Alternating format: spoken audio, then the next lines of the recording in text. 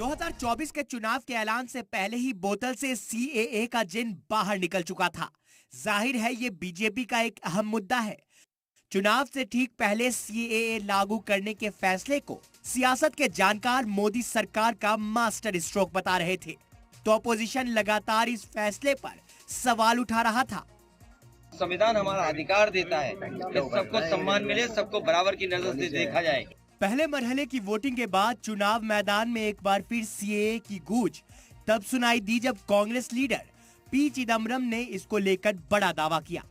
उन्होंने कहा कि मरकज में इंडिया इत्तेहाद की सरकार बनने पर सीएए कानून को रद्द कर दिया जाएगा। You asked me which are the 5 laws that will be repealed. I'm reading that portion. Repeal 5 laws. 1. The Citizenship Amendment Act 2019. It is top of the list. 2. The Farmers Produce Trade and Commerce Promotion and Facilitation Act 2020. The Bharatiya Nyaya Second Sanhita, that is the equivalent to IPC. The Bharat Nagrik Suraksha Sanhita, that is the CRPC. And the Bharatiya Saksha Second Act, that is the Evidence Act. These 5 will be totally repealed. सुना आपने, चिदम्बरम हुकूमत में लौटने पर 5 कानून खत्म करने का दावा कर रहे हैं, लेकिन सबसे ज्यादा चर्चा उनके सीएए को लेकर किए दावे की हो रही है। आगे बढ़ने से पहले आपको बताते हैं कि जिस कानून को रद्द करने की बात चिदम्बरम कर रहे हैं वो आखिर है क्या।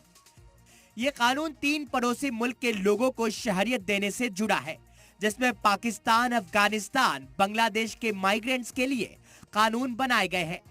सीएए से 3 मुल्क के 6 गैर मुस्लिम लोगों को शहरियत देने का प्रोविजन है।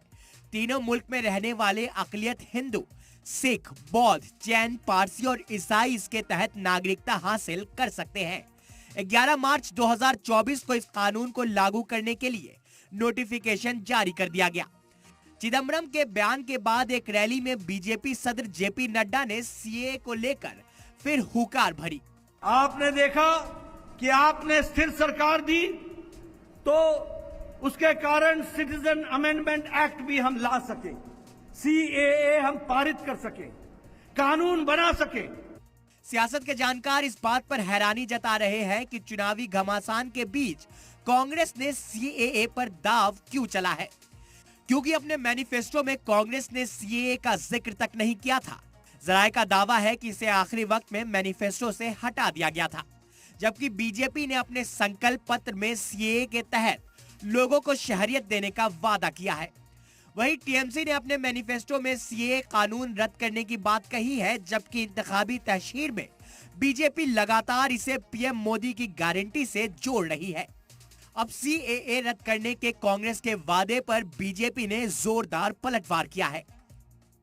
देश में पहली बार देश का अपना कानून बना है और ये बात करते हैं सीएए को समाप्त करेंगे। ये देश का कानून है और किसी माई के लाल में इतनी हिम्मत नहीं कि सीएए को समाप्त कर सके। कांग्रेस लीडर चिदम्बरम से पहले एआईएमआईएम सदर ओवैसी भी सीएए के खिलाफ रहे हैं। उन्होंने हाल ही में इसे लेकर एक बड़ा बयान भी दिया था। बीजेपी ने सीएए का अनकॉन्स्टिट्यूशनल कानून बनाया है और रिलीजन की बुनियाद पर बनाया गया है, जो राइट टू इक्वालिटी के खिलाफ है। लेकिन बीजेपी बार बार लोगों को यह समझाने की कोशिश कर रही है कि सीएए शहरियत देने का कानून है, इसके तहत किसी की शहरियत नहीं छीनी जाएगी। किसी को डरने झिझकने की जरूरत नहीं। कुछ लोग भ्रम पैदा कर रहे हैं सीएए को लेकर, कोई इसमें भ्रम में आने की जरूरत नहीं है। सीएए लागू हो चुका है, बहुत दिन पहले लागू हो गया। ये नागरिकता देने वाला कानून है, ये किसी की भी नागरिकता छीनने वाला कानून नहीं है। सीएए पर अपोजिशन के सवालों को बीजेपी अपीजमेंट की सियासत बताती रही है। अब कांग्रेस ने खुलकर जिस तरह इस कानून को रद्द करने की बात कही है, उससे इंतखाबी तशहीर में इसे लेकर इल्जाम तराशी का नया दौर शुरू हो सकता है। ब्यूरो रिपोर्ट, सलाम टीवी।